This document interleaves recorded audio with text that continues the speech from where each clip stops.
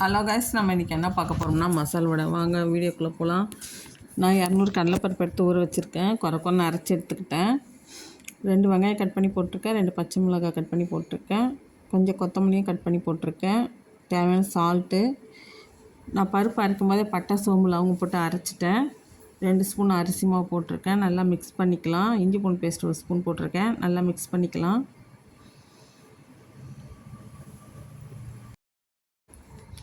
இப்போ ஸ்டவ் பற்ற வச்சு கடாயில் எண்ணெய் ஊற்றிக்கலாம். எண்ணெய் நல்லா காஞ்சிச்சு. இப்போ தட்டி போட்டுக்கலாம். நல்லா சிம்மில் வைங்க, தீயாமல் எடுங்க. ரொம்ப நேரம் ஆகும் வேகிறதுக்கு. இது ரசம் சூப்பராக இருக்கும். மசால் வடை வெறுமனையும் சாப்பிட்லாம், சாதத்துக்கும் வச்சு சாப்பிட்லாம்.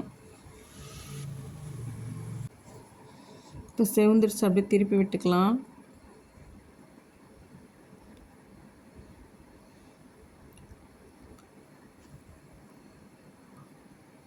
இப்போ பாருங்கள், எடுத்து பிளேட்டில் மாற்றிக்கலாம்.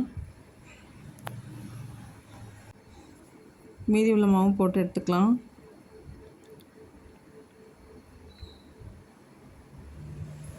நீங்களும் ட்ரை பண்ணி பாருங்கள். இந்த வீடியோ உங்களுக்கு பிடிச்சிருந்தா லைக் பண்ணுங்கள், சப்ஸ்கிரைப் பண்ணுங்கள், கமெண்ட் பண்ணுங்கள். Thank you friends.